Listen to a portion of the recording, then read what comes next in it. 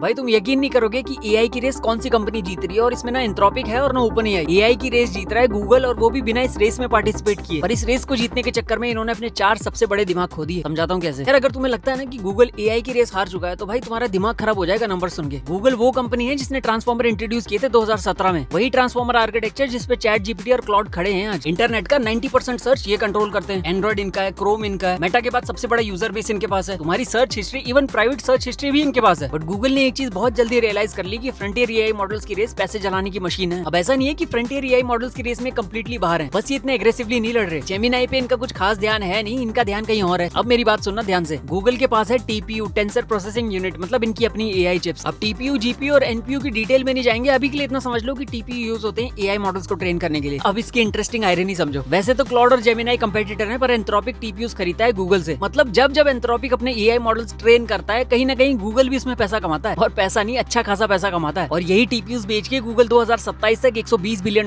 बना लेगा। Google cloud पिछले एक क्वार्टर में 82% बढ़ गया, सिर्फ एआई इंफ्रा दूसरी कंपनीज को बेच के। और इन नंबर्स को अगर तुम कंपेयर करोगे इनके जेमिनाई के बिजनेस से, तो जेमिनाई से जो ये पैसे बना रहे हैं वो कुछ भी नहीं है इन नंबर्स के सामने। और अब सुनो थोड़ा सा dark but interesting part. Google के पास इन टीपीयूज की बहुत ज्यादा शॉर्टेज है। इसको तुम इस बात से समझो कि गूगल ने इतने टीपीयूज दे दिए एंथ्रोपिक को कि इनके खुद के रिसर्चर्स के लिए इनके पास इनफ टीपीयूज नहीं है। और ये मैं नहीं बोल रहा, ब्लूमबर्ग की रिपोर्ट बोल रही है। जिन टीपीयूज को इन्होंने खुद इन्वेंट किया था, उन टीपीयूज के लिए इनके खुद के रिसर्चर्स तरस रहे हैं। गूगल की research lab, Google deep mind, जो कभी इनोवेशन के लिए जानी जाती थी, उसकी मेन लीडरशिप जो साइंस में जेन्युइनली क्यूरियस थी, वो छोड़ के या तो एंथ्रोपिक चलेगा या ओपन एआई चलेगा। और इन रीजंस की वजह से जेमिनाई या चैट जीपीटी और क्लाउड से काफी पीछे है। बट अगर तुम थोड़ा सा पीछे जाके देखो तब तुम्हें पता चलेगा कि गूगल कर क्या रहा है। तुम ये देखो आज हो क्या रहा है। Open weight models inference cost को इतना नीचे ला चुके हैं कि फ्रंटियर एआई मॉडल्स की रेस में पैसा बनाना बहुत मुश्किल हो चुका है। और ये बात एप्पल बहुत पहले समझ चुका था। और इसीलिए एप्पल अपना एआई मॉडल बनाने के बजाय जेमिनाई को 9,000 करोड़ रुपए साल का देता है सीरी को जेमिनाई से चलाने के लिए। एक बात तो पक्की है कि ओपन एआई और एंथ्रोपिक चाहे जीते ना जीते, गूगल और एनवीडिया जैसी कंपनी तो जीत रही है और आगे भी जीतेगी।